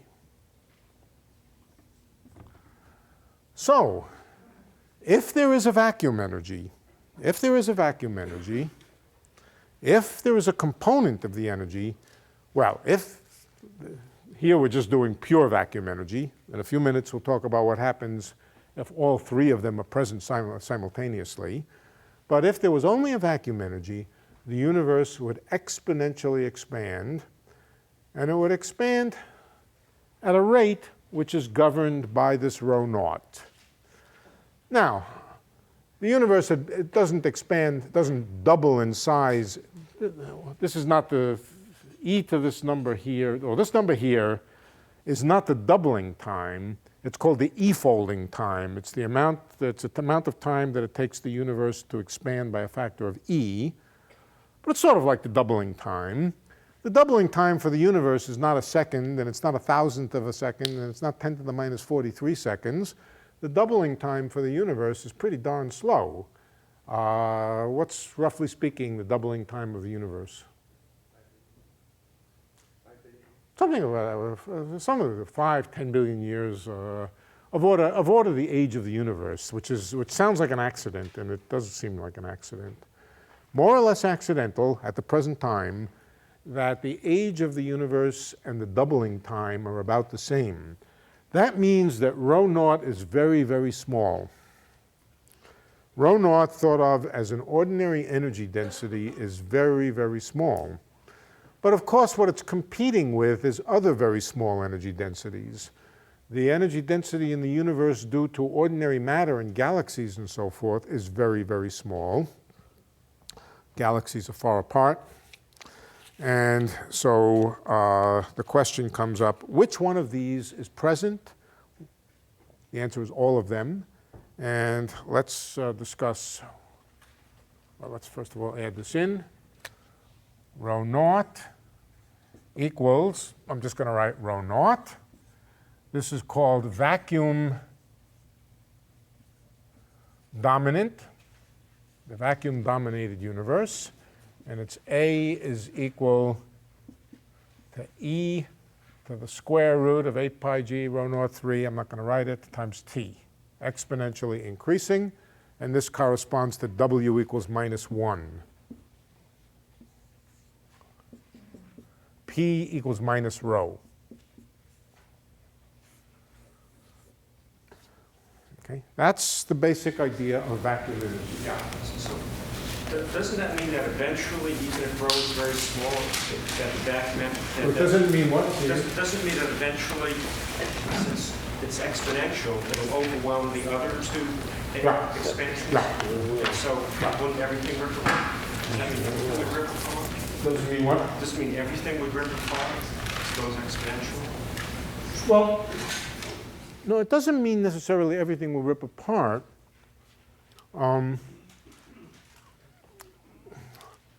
If you're holding hands with your mate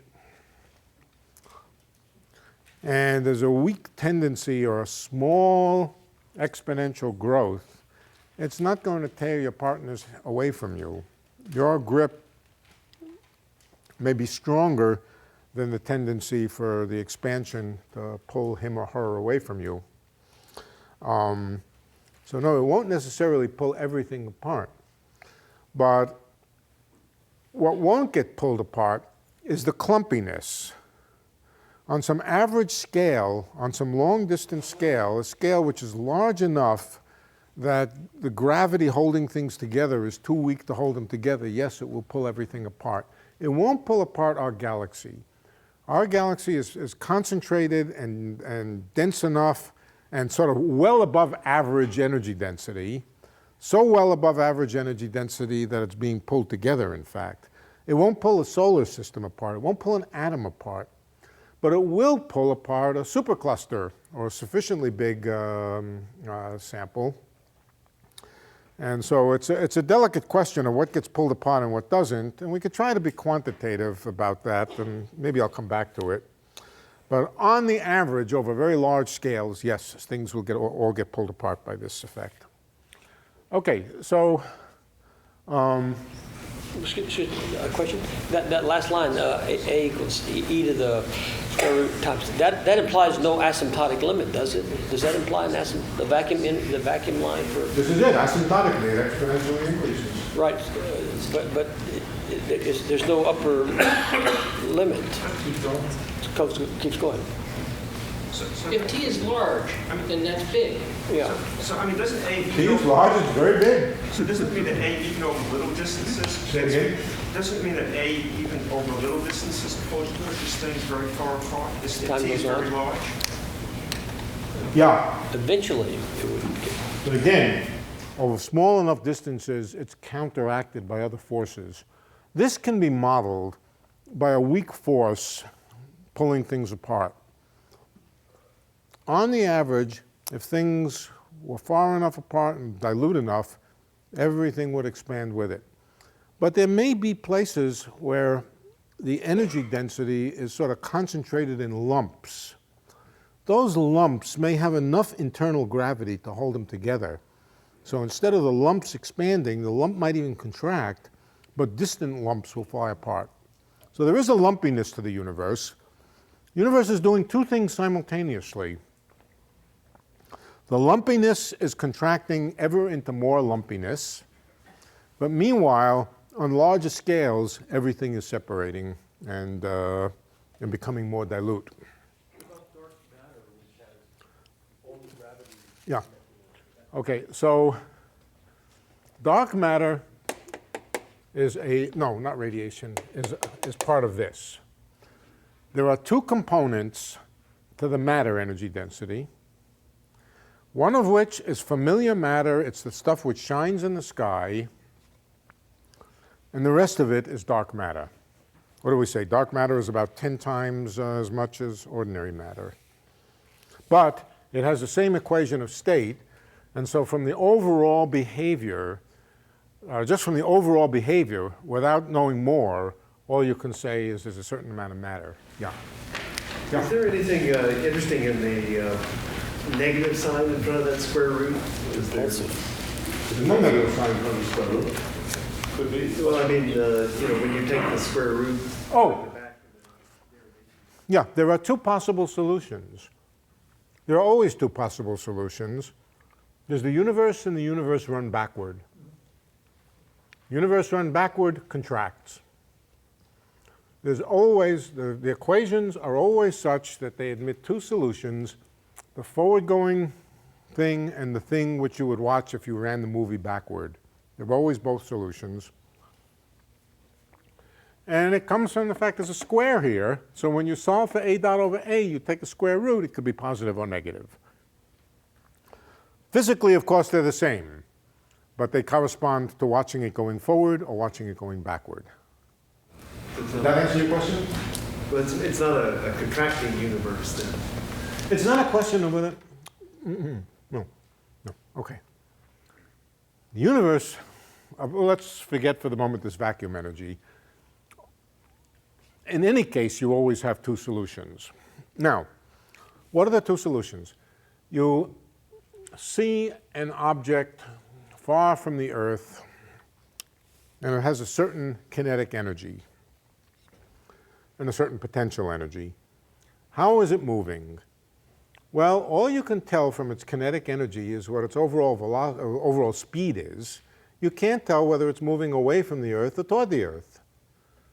If you know something, we see it's not a satellite, it's not going around, but you see a distant object moving radially. Right?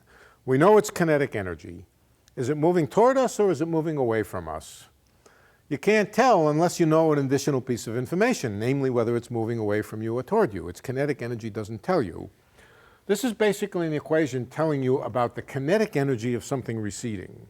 It could be positive or it could be negative. Things, given where it is, it doesn't help to say that the Earth attracts. That doesn't mean that the object far away is moving toward you. It simply means that it may decelerate. If it's going away, it may decelerate. But there's no way that you can know whether it's moving away from you or toward you. That's an additional piece of information. All right, the additional piece of information is, at least with a normal concept of things, the universe is expanding with ordinary time.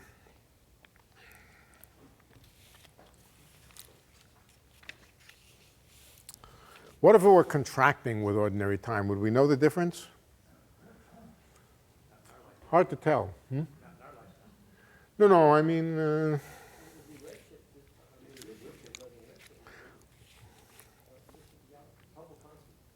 Well, if everything was running backwards, including us, obviously we couldn't tell. Right. We would just be part of a movie running backwards, and we would speak backwards, we would think backwards. Right. So turning, and it would just be a change of variables from t to minus t. Right. So there's always that ambiguity in the equations, and we always pick out, more or less by definition, the expanding solution. Okay. The expanding solution, what is it that determines the direction of time when we say the future versus the past? It's thermodynamics. So it's the second law of thermodynamics, but we won't get into that today. There certainly is ordinarily a difference between past and future, but let's not do that now. All right, let's summarize now the three components of matter in the universe. These are all called matter, even though this is just plain vacuum. They're all called, well, again, ambiguities of terminology. That's matter, that's radiation, that's vacuum. All right, but collectively, they're all called matter. Maybe we should just call it stuff. Stuff, let's call it stuff. All right. Matter, meaning this, has two components, dark matter and luminous matter, of which there is more dark matter. The radiation today is very, very weak because it's been redshifted, but at some time in the past, when the universe was about 1,000 times smaller, because of the difference in the way the radiation depends on scale factor, at some time in the past, the radiation was the dominant component.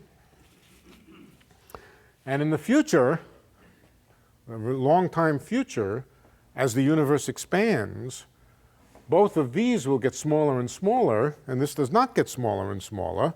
So in the remote future, the expansion of the universe will be governed by the vacuum energy. All right, let's draw some graphs just to illustrate.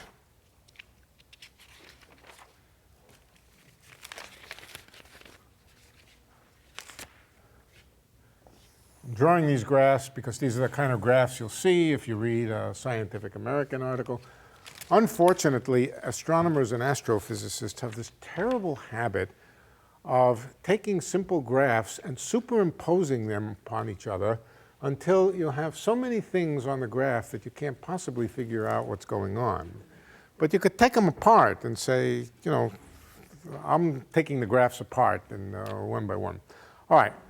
No, I'm not going to take them apart. I'm going to put them on top of each other. I'm going to be an astrophysicist today. All right. We could plot as a function of scale factor. This is a function of the expansion of the universe. We could plot energy density. And there are three kinds of energy densities. And let's put all three of them on the same graph. It does help to put them on the same graph. All right. We can start with the easiest one. The easiest one is Rho Naught. It's just constant. It does not depend on A at all. We're not talking about now A as a function of time.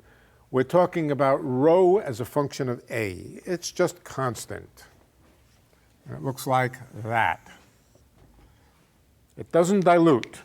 Diluting would mean going to zero. Now let's take radiation. I'm working upward. Radiation is very big when A is small and very small when A is big. All right? So it falls off quickly. Here's radiation. It falls off quickly. Now, finally, sort of in between is matter. Let's make matter in blue. Matter falls off like 1 over A cubed. That means at small a, it's smaller than the radiation component, but at large a, it's larger. And so it crosses over. It crosses over, but also goes to zero eventually.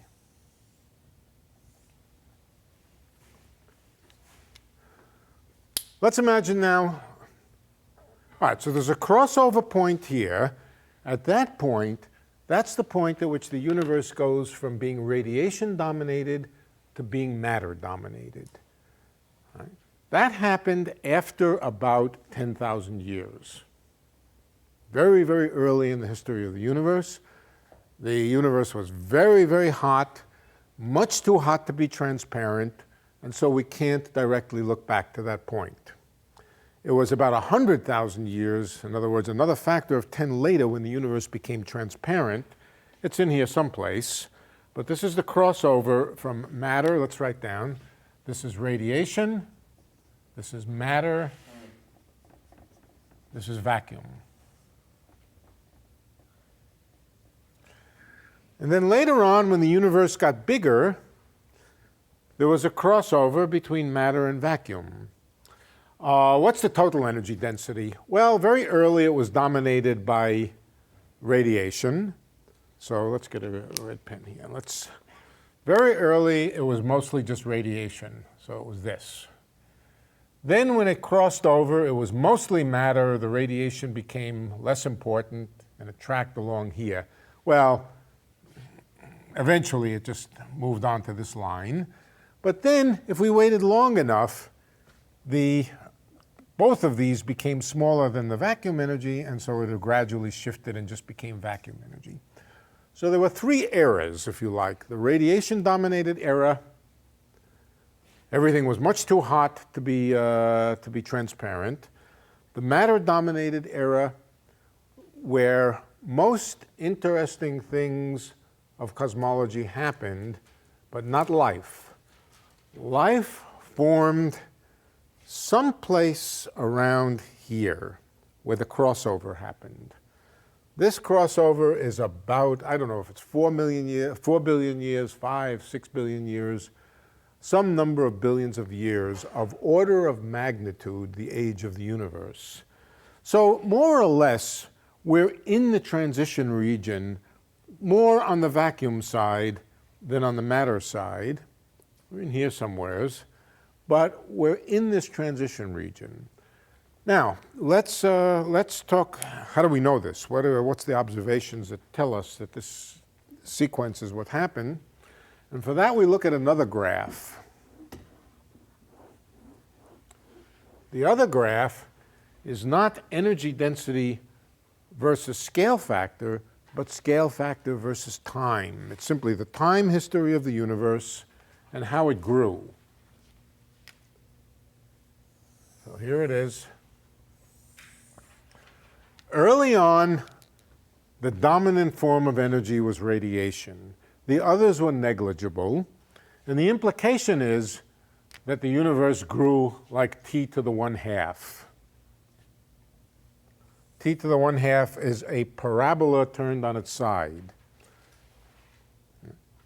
So if there was only radiation, it would go like that. But then at some point, the crossover, matter became more important than radiation, but still, it's more important than anything, still more important than vacuum, and it became more important than radiation. And at that point, when I say point, of course, I mean a range of times, but over a range of times, let's put it in here somewheres, it made a transition, and instead of going like t to the 1/2, it went like t to the 2/3. It didn't have a bump like that in it, but so it made a transition from t to the 1/2 to t to the 2/3. As I said, we can't see back that far. It happened too early, so let's put it early. T to the 1/2, then t to the 2/3, and then somewhere in here something very dramatic happened. Instead of following something like this, the universe began to expand in an accelerated way. Why is it called accelerated? It's called accelerated because exponential expansion, an exponential, is accelerated. That's what does acceleration mean? It means the second derivative, second time derivative of something. The second time derivative of an exponential is as big as the exponential itself, so it's accelerated expansion, but just exponential expansion. Where are we? We're somewheres around over here, maybe a little bit further out. We've seen enough of this exponential to know that it's there. We've seen enough of the exponential to be pretty sure that it's behaving like an exponential. At the present time. But how do we see these different behaviors? All we have now, we're at a certain time. How do we see? We can't see the future, but we can see the past.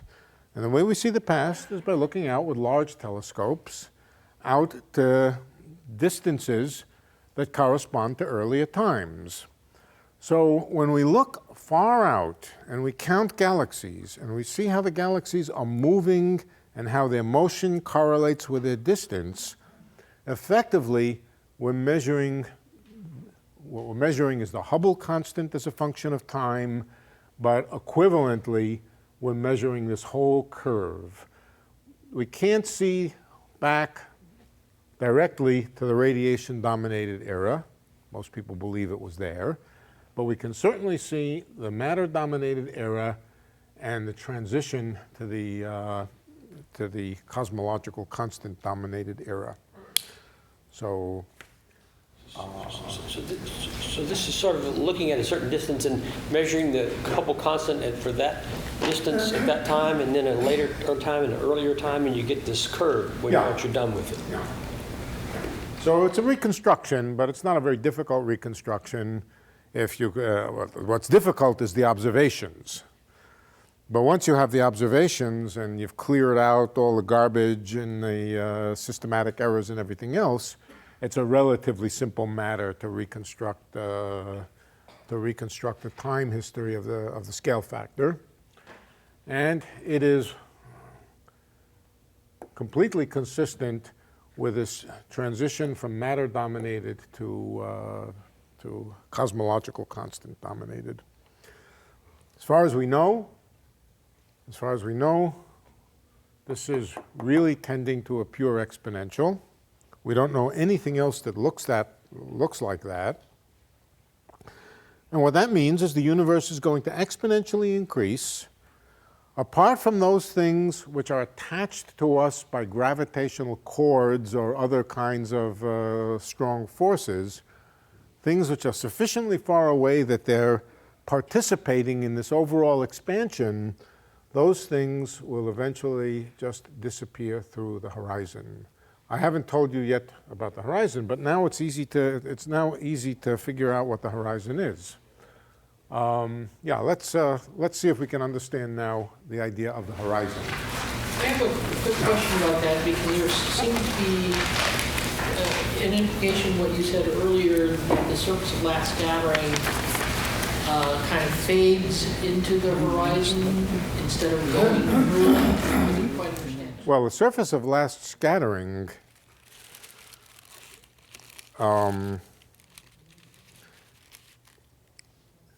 it's not moving. It's the place where the radiation, yeah, it is moving. As time goes on, the surface of last scattering will move out, but it will never get past the horizon. In other words, we will see the radiation that we will see will be coming as our own time goes on. The radiation will be coming from a place which gradually moves out, which is equivalent to the radiation cooling. We will see a cooler and cooler universe, which is equivalent to the universe expanding. How is that different from the local galaxies moving beyond the horizon? No, it's not the same thing. At a later time, the radiation that we see will not come from the same atoms as the radiation that we see now. It will come from atoms which were further away at that time. So it's like seeing deeper and deeper and deeper into the universe rather than seeing something moving away from us.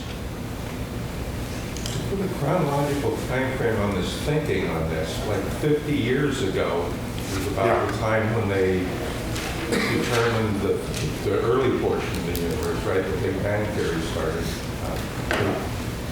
Yes, it was kind of clarified then. And that predates my high school education. It dates me. I'm pretty close to it. It was the late 50s, early 60s. I graduated in 56. So. And then the vacuum energy portion, that's like 10 years ago, right? Yeah. Okay. It was 1998. So all prior stuff was like the matter dominated and was pretty much the normal thing. Matter dominated was believed to be the way the universe is, yeah. There's another difference also. The other difference is what we have left out so far. Where's the Frw equation? We're going to put it back next time. A dot over A squared is equal to rho. I'm leaving out 8 pi over 3, blah, blah, blah, and G. Rho times stuff. And then there was that other thing, minus K over A squared. Remember that? We've left that out. Now, numerically, it seems to be very insignificant, and so leaving it out seems okay numerically, but it really is conceptually important. It determines whether the universe is closed and bounded, or whether it's open, or whatever it's doing. Now, in the old days, before there was a cosmological constant, and it was believed that the universe was closed and bounded, so that this term was there, then people would have drawn curves which look like this. They would have drawn curves where the universe expands for a while and then recontracts, and followed by a crunch. This is nothing but the phenomena of something going up and then coming back down. All right? K here tells you whether the total energy is positive or negative. K equals 0 is right at the escape velocity. So in the early days of Big Bang cosmology, it was assumed the universe was closed and bounded, which meant that K had a certain sign. And nobody knew about vacuum energy. Einstein had rejected his child as a bad mistake. And so it was thought that the universe was matter-dominated with a net total energy below 0, which means that, just like this thing will come back down, the universe would crash. This was called the Big Crunch, and this was the Big Bang. Now we don't believe in this part anymore. Not that we don't believe in it. Mathematically, there was nothing wrong with it. But empirically, this K seems to be 0, to a high approximation. And there's a component in the energy which is driving this accelerated expansion. So to the best of our knowledge, the universe is not going to crunch. I missed the time when the transition to the exponential occurred. It's somewhere in the vicinity of about 5 billion years. Ago. Both ago and from the beginning. Remember, the universe is about 10 billion years old. Oh, okay, I don't remember. It's a fuzzy beginning. It's a fuzzy beginning, but it's order of magnitude the age of the universe, half the age of the universe. Yeah. Somebody might look it up, but I don't have the number. Two quick ones. One is that vacuum energy related to quantum vacuum energy? Yes. Or at least we believe it is. Yes. All right, let me just tell you one more thing. Today, these energy densities scale differently with time. A1 over A cubed, 1 over A fourth. Right. But today you can ask, what is the relative abundance or the relative magnitude of the different components of energy? So I'll tell you what the relative abundance are. Now that you know what they mean,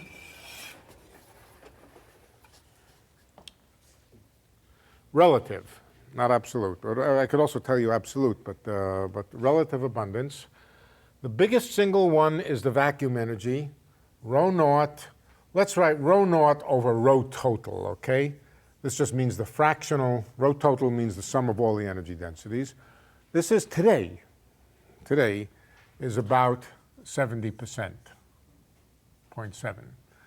So most of the energy, that means that we are well into the region dominated by the vacuum, but not that well. I mean, it's not, it's not 0.999 vacuum energy, it's 0.7, okay, today. Rho matter is today about 0.3. Rho radiation is negligible, very, very small, about, I think about 10,000 times smaller than the matter energy. So this is very, very small, essentially zero, not much there. But the rho matter comes in two pieces. Rho dark plus rho, let's call it luminous. The dark matter, well, let's see, the luminous is about 5%, 0.05. And this, I guess, is about 0.25. That's the composition today. That's the composition today. If you run it backward or forward, the ratio of dark matter and luminous matter will stay the same. That's because they both scale like 1 over a cubed. That'll stay the same. So the ratio between these two, but I'm sorry, I should divide by rho total over rho total. But depending on the era, on the time, the relative abundance of these three will be different. If you go into the remote past, radiation dominated. If you go into the mid past, the moderate past, matter dominated. Go into the remote future, this will become essentially one, and it'll all be vacuum energy, at which point the universe will just exponentially increase, cooling as it increases. And it's interesting to think about the astronomers of that period. They will live in a universe and look around them and see nothing, except for the immediate galaxies which will be infalling toward them. I think the Andromeda and the Magellanic Clouds are about the only thing that they'll see out there, and by that time they will have merged anyway. So they'll see a single galaxy. This will be about in 100 billion years. It'll take 100 or 150 billion years or something like that. Our galaxy will be completely isolated. Oh, another question is, where is the horizon? How far away is the horizon? So to figure out where the horizon is, what we want to do is figure out what the Hubble constant is. Let's figure out the Hubble constant. Here we have it.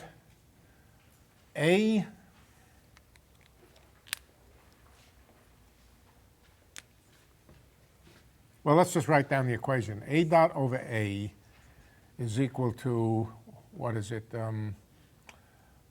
square root 8 pi g over 3 rho naught. That's it. That's the Hubble constant. Did I get everything? I think so. Yeah. And in the future. And in the future. In the remote future, there will only be Rho naught. So this is not quite true today. The other energies are in there. But in the future, wait a little while, mostly it'll just be Rho naught, and this will be the form of the equation. This is also the Hubble constant. And so if we write the equation that Hubble originally wrote, namely velocity is equal to distance times Hubble, square root of 8 pi g over 3 rho naught, then we can ask the question, how far away do you have to be so that the outward recessional velocity is the speed of light? And all you have to do is substitute speed of light in there. 1. In our units, 1. And that tells you that the distance to the horizon, the distance to where things are moving away from you with the speed of light, is 1 over square root of 8 pi g over 3 rho naught. It's this distance which is about 10, 12 billion light years away. But notice that it doesn't change with time. Once this exponential expansion sets in, the Hubble constant stays constant, and the distance to the horizon is just fixed. What is the horizon? The horizon is where things are moving away from us with the speed of light. So as the galaxies in the universe expands, one by one, the galaxies will pass through this horizon, and we can just wave goodbye to them. They will get, actually what will happen to them is they'll get more and more and more redshifted until we just can't see them anymore. That will happen to just about everything with the exception of the nearby Magellanic Clouds and Andromeda Galaxy. And so the astronomers of that period, unless they have good history books to remind them of what people knew in the past, will be very puzzled. They will think that the universe is an island in an otherwise infinite sea of empty space. They will not be able to see the black body microwave background radiation. It will be too thinned out, too redshifted. They will have no way of even knowing there's a cosmological constant because they won't see anything receding away from them. There will be nothing out there. So we can imagine them being very puzzled and thinking that the universe was one galaxy and nothing else. Read the early books. Read the early books. If the early books are still Get out of the 1950s. Yeah, that's actually very hard to keep information over long periods of time. I mean, if you just look at our brief history. Back to literacy. Well, but certainly you can even go back into time, and you can say someone back there that there may have been other terms, and they said, well, now it's only year 3, and they say, well, in year 5 billion, they're going to only see this, this, and this. Right. It would be extremely hard for the astronomers at year 3 to know that there was a cosmological constant because it was so subdominant. But it's also true that there were no astronomers at year 3 because it was too hot. It's a curious fact that that all the cosmological parameters point to about the same scale of time as the evolutionary time scale for evolving a human being. A couple of billion years to go from the, well, first of all, you've got to get the sun to cool. I mean, you got to get the sun to form and so forth. That takes a billion years or so. But then the time scale for evolution is what, 3 billion years or something? For 4 billion years? Yeah, you got to get the metals. So the time scale for evolution of a complex organism was about 4 billion years. The first 3 billion of which was simple single-cell things. Yeah, and it required stability of things for that long, for evolution to take place. But you did say that the surface of last scattering would not go over the horizon. It would just get weaker and weaker. It would get weaker and weaker. So the galaxies, other than our local cluster, are going to move through the surface of last scattering. Yeah, except that we won't be able to see them as galaxies at that point. We'll just see them merge into the, they'll get so redshifted that they'll get redshifted down to the same 3 degrees, and it'll be hard to distinguish them from any of the other black stars. So the surface of last scattering depends on where you are, because the astronomers in those galaxies are not going to see themselves moving through the surface of last scattering. Oh, they're not going to see, no, they're going to see us moving through the surface of last scattering. Right. Everybody's on an equal footing. I seem maybe erroneously to recall that in the first lecture you said there's reason to believe that the universe, the size of the universe is some reason to believe what? The size of the universe is some orders of magnitude larger than what we can see now. Yeah. Is that evident from what you said? Not yet. Not yet. It becomes evident when we talk about measurements of the geometry of space. And we can measure the geometry of space, basically measure the sums of angles of triangles. But how big a triangle? Very, very big triangles. What we can do,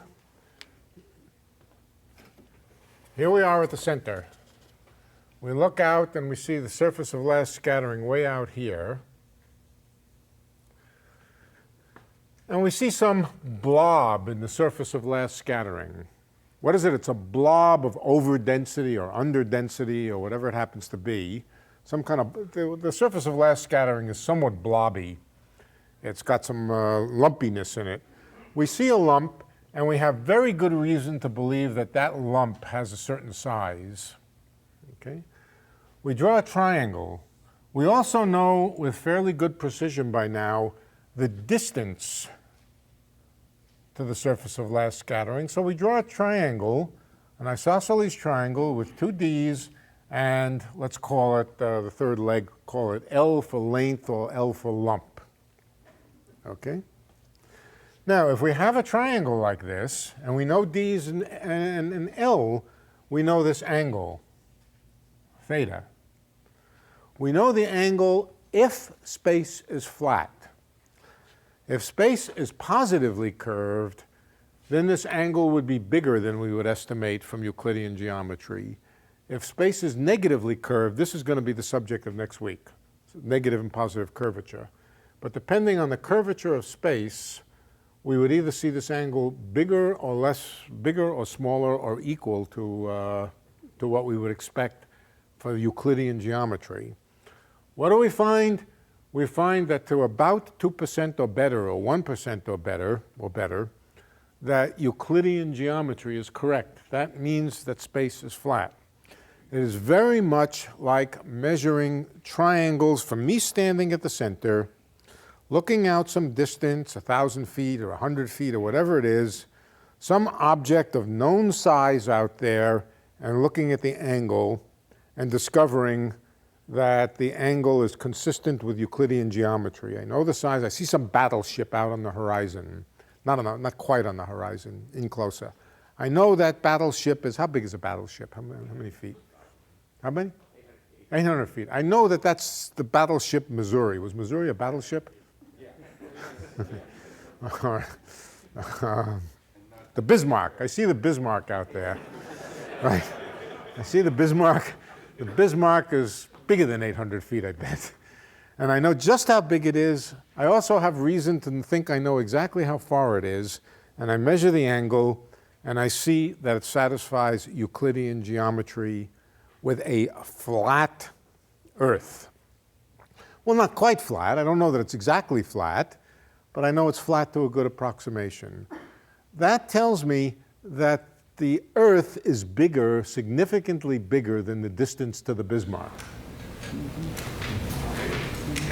Yeah, correct. Yeah, this is good for battleships, but what's an example of an object out there that we know the size of? We'll come to that. Oh, next week? Lumps, the largest lumps in the microwave background. And we think we know their size because we know how long it took them to evolve, and we know the speed of sound, and so a variety of things. But it's the largest lumps that are seen on the microwave background.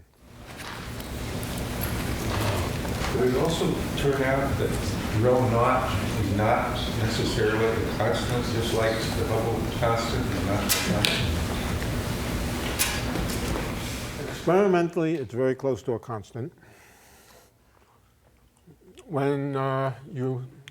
Incidentally, when you read about it, if you read about it and you read about the measurement of W, if people tell you that they've measured W to be -1 to good accuracy, that's the same thing as saying that the vacuum energy is constant. So if you read in the Scientific American that astronomers have concluded that this strange parameter that they call W is -1, and it's getting more and more and more closer to -1, that's an indication that the vacuum energy is constant. And how close is it? It's something like 1 plus or minus, well, it can only go on one side, but to within about 10 or 5%, it's 1. Minus 1. Would general relativity work with a vacuum energy for which the equation state would not? There are ways of making it not be constant. So at least in principle, so general relativity doesn't exclude the possibility of more radical vacuum energy. But the vacuum energy is something which is good reason to believe is there. The other things, there's much less reason to believe is there. We'll come to it. There's no singularity or anything at W equals 0. Is there? Things are well defined. No, there's nothing. W equals 0 is just non-relativistic cold matter. W equals 0. W equals 1, not minus 1. It's believed, there's good reasons to believe that W has to lie between minus 1 and 1. W being minus 2 would really violate general relativity.